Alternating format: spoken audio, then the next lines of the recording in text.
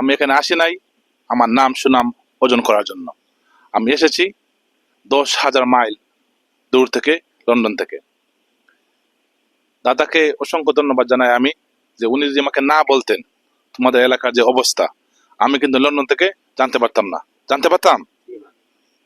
তাহলে আমরা সবাই যদি একটা হাততালি দিয়ে আমার দাদাকে সম্মান জানাই।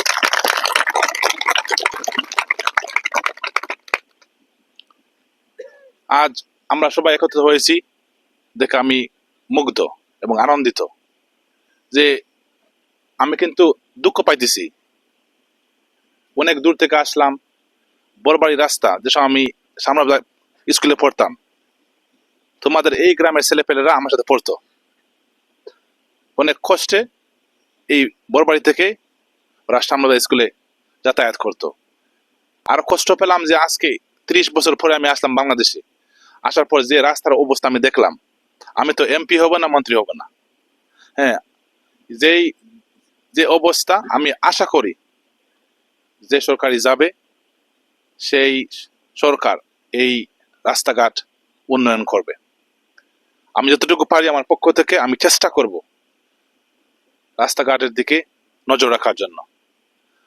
আর ববিতা রানী যা বলেছে যে শিক্ষা হচ্ছে জাতির কি মেরুদণ্ড। আর যদি আমার শিক্ষা না থাকতো তাহলে আমি লন্ডনে গিয়ে ব্যবসা বাণিজ্য করতে পারতাম না। পারতাম না। আমি সবাইকে অনুরোধ করব, এখানে ছোট ছোট মাসুম বাচ্চারা আছে, আপনারা গার্জিয়ান হয়ে ওদেরকে যতটুকু পারেন কষ্ট করে ওদেরকে শিক্ষায় সুশিক্ষিত করবেন। আজ সপ্তাহখানিক আগে বর্মান ইয়াংস্টার ক্লাবে কাবাডি খেলা হয়েছে। সেই খেলাতে কিন্তু আমি সবাইকে সম্মানিত করেছি পুরস্কারের মাধ্যমে। করেছি। সেখানে কিন্তু একটা ছেলে, চা বাগানে ওর বাড়ি, সেই ছেলেটা ওর মা বাবা 175 টাকা রোজগার করে প্রতিদিন।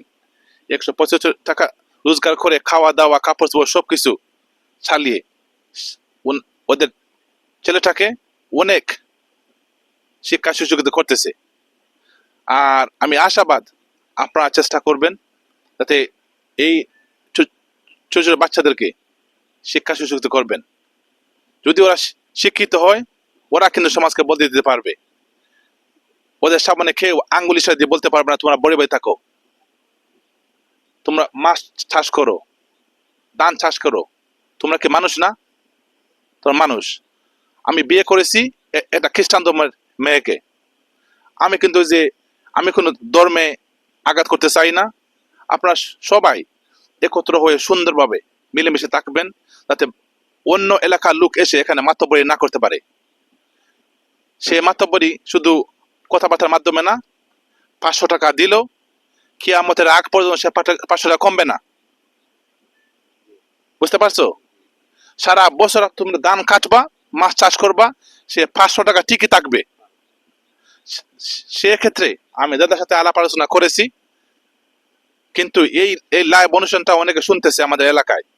আমি বলবো না ওদের নাম, যে লিস্ট আমার কাছে আসছে। আমি সবাইকে অনুরোধ করব, আমরা তোমাদের গ্রামও যাতে সুদ না আসে। সুদ কি বুঝো? নিশ্চয় তোমরা বুঝো, নিশ্চয় তোমরা সুদ খাইতেছো অথবা দিতেছো। এই সুদ এত মারাত্মক, মানুষকে সমাজ থেকে অনেক কষ্ট দেয়, তোমাদের পরিবারকে ধ্বংস করে। কেন? সেই পরিবারে শান্তি আসে না। সুদ এমন এক জিনিস, টাকা দিল নিতেই থাকলো। সেই ব্যবস্থা আমাদেরকে বন্ধ করতে হবে। কিন্তু আজ যে আমি বক্তব্য দিতেছি সুদের সম্বন্ধে, যাদের লাগবে, বুঝতে পারছো? হ্যাঁ, ওদের কিন্তু কাটা গায়ে লবণ দিতেছি, ওরা কিন্তু আমার বক্তব্য ভালোবাসবে না। বুঝতে পারছো? সেক্ষেত্রে আমি এখানে আসছি লন্ডন থেকে।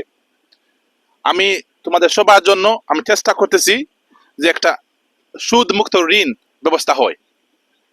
সবসময় তো ধান বিক্রি করতে পারবে না, মাছ চাষ করতে পারবে না, তাই না?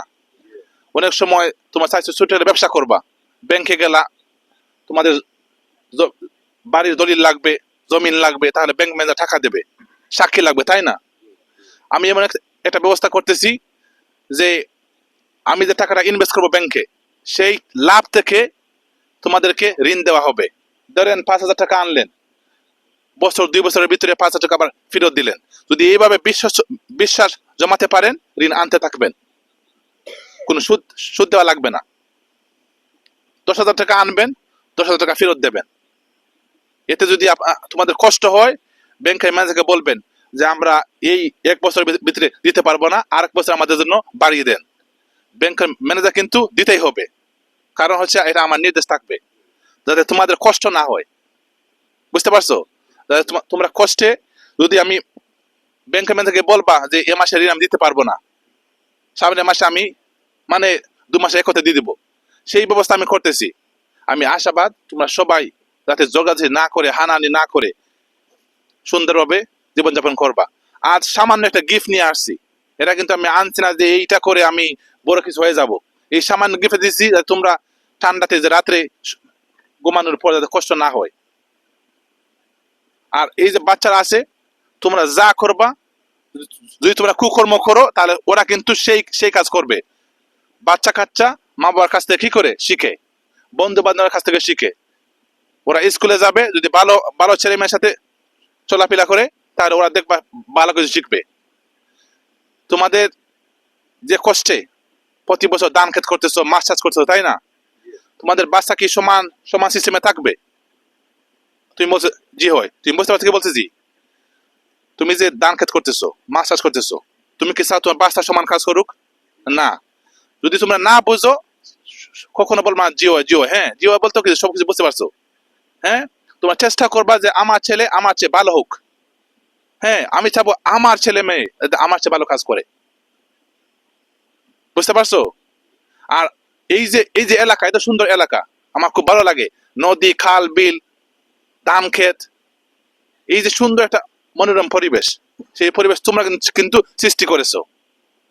এখানে কোনো মেম্বার চেয়ারম্যান করে নাই, তোমরাই করেছো। সেটা তোমরা ধরে রাখবা, যাতে খারাপ লোক এখানে এসে কোনো খারাপ কাজ না করতে পারে। এমন এমন কিছু করবা, ইয়াং সমাজকে বদলে দিবা। তোমরা যা করেছো অতীতে, তোমাদের ছেলে পেয়ে যাতে সমান কাজ না করে। আর পবিত্র রানী বলছে যে স্কুলের ব্যাপার, তাই না? আমাকে বলো তো স্কুলের সমস্যাটা কি?